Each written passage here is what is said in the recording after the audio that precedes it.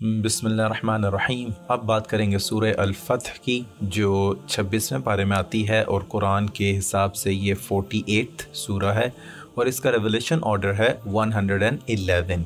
ये सूरत मदीना में नाजिल हुई और इसका जो नाम है फ़त्ह, उसके मायने है जीत के, विक्ट्री के। इसके जो टॉपिक्स हमने शॉर्ट लिस्ट किए हैं वो 5 तरह के हैं। नंबर 1 फ़त्ह मुबीन, नंबर 2 मुनाफिकों की माजरत, नंबर 3 बैते रिज़वान, नंबर 4 हज़ूर सल्लल्लाहु का ख्वाब और नंबर 5 सहाबा की सिफ़ात। सबसे पहले फ़त्ह मुबीन। यहाँ पर एक खुशखबरी दी गई मुसलमानों को, जो कि आता है कि सुलह हुदैबिया की थी। और जो सुलह हुदैबिया था वो एक पैक्ट हुआ था, एक एग्रीमेंट हुआ था मुसलमानों का कुरैश के साथ। जब मुसलमान उम्रा करने के लिए जा रहे थे तो वहाँ पर हुदैबिया के मकाम पर इन्हें जो है वो ये रुके थे, काफ़ी दिन ये ठहरे रहे, लेकिन ये उम्रा उस वक्त कर नहीं पाए। तो उस तरह ये हुआ कि वहाँ पे एक एग्रीमेंट हुआ जिसके 4 पॉइंट्स थे।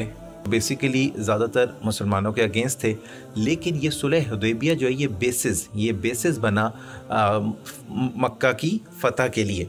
तो वो पॉइंट सुन लीजिए कि वो पॉइंट्स ये थे कि मुसलमानों और कुरैश के बीच कोई लड़ाई झगड़ा नहीं होगा अगले 10 साल तक। और जो ग्रुप्स हैं, जो ग्रोह हैं वहाँ पे, उनके जो बंदे हैं उनको ये आज़ादी हासिल होगी कि वो कोई भी पार्टी ज्वाइन कर लें।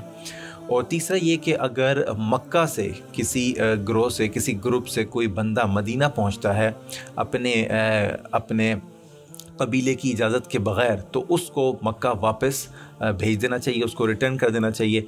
लेकिन अगर मदीना से कोई बंदा अपने कबीले की इजाज़त के बग़ैर मक्का पहुंचता है तो उसको वापस नहीं किया जाएगा। और ये कि मुसलमानों को वापस जाना चाहिए इस दफ़ा उम्रा किए बग़ैर, और अगले साल मुसलमान उम्रे के लिए आ जाएं और मक्का को 3 दिन के लिए जो है जगह उनके लिए खाली कर दी जाएगी। और बाद में इसी एग्रीमेंट की वजह से मुसलमानों ने मक्का फ़तह किया, तो इस चीज़ की खुशखबरी दी जा रही है उन्हें यहाँ।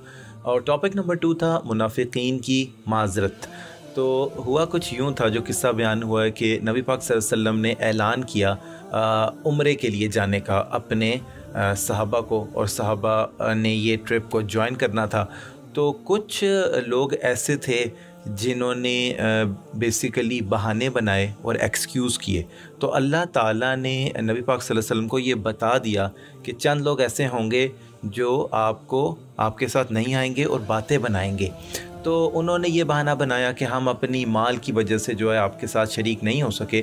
तो अल्लाह ताला ने बड़े सख्त अल्फाज में ये कहा कि इन लोगों की आगे एक कौम के साथ लड़ाई होगी, और अगर ये आपकी बात सुनेंगे तो इनको अजर मिलेगा, नहीं तो इनको सज़ा दी जाएगी। तो यहाँ पे अल्लाह ताला ने ज़िक्र किया उनकी मुनाफिकीन की माजरत का। इसके बाद टॉपिक 3 था बैते रिज़वान। इसको आप यूँ समझ लीजिए कि एक ओथ जो लिया गया था वो तब लिया गया था कि जब नबी पाक सल्लल्लाहु अलैहि वसल्लम ने हज़रत उस्मान गनी को कुरैश के पास भेजा, और कुरैशियों ने ये अनाउंस किया कि उनका जो है वो शहीद हो गए हैं, हज़रत उस्मान शहीद हो गए हैं। तो जब ये बात नबी पाक सल्लल्लाहु अलैहि वसल्लम तक पहुंची और सहाबे भी वहाँ मौजूद थे, तो इन्होंने एक दरख्त के नीचे खड़े होकर तकरीबन 1400 सहाबा के साथ मिलकर ये ओथ लिया, ये बेसिकली बैत किया कि हम लड़ेंगे, हम मर जाएंगे और हम बदला लेंगे हज़रत उस्मान गनी की शहादत का। और इसमें अहम बात यह है कि हज़ूर सल्लल्लाहु अलैहि वसल्लम ने अपना हाथ खुद रखा हज़रत उस्मान गनी के बिहाफ पर, और अल्लाह ताला ने इसके बाद ये ज़िक्र किया कि अल्लाह ताला उनसे राज़ी हो गया जिन्होंने ये अहद किया। तो यहाँ पर अज़मत बयान की उनकी सहाबा की। और टॉपिक नंबर 4 है आप सल्लल्लाहु अलैहि वसल्लम का वो ख्वाब। आप सल्लल्लाहु अलैहि वसल्लम ने ख्वाब में ये देखा कि आप अपने सहाबा के साथ उम्रे के लिए जा रहे हैं, और आपने ये देखा कि वहाँ जो सहाबा हैं वो अपने बाल कटवा रहे हैं, अपने बाल मुंडवा रहे हैं। और अल्लाह ताला ने ये बताया कि एक दिन आप मस्जिद अल हरम में दाखिल होंगे, और बिल्कुल इसी तरह जैसा कि आपने देखा आप अपने बाल भी मुंडवाएंगे। तो फिर उस साल तो नहीं, लेकिन अगले साल फिर नबी पाक सल्लल्लाहु अलैहि वसल्लम ने उम्रा किया।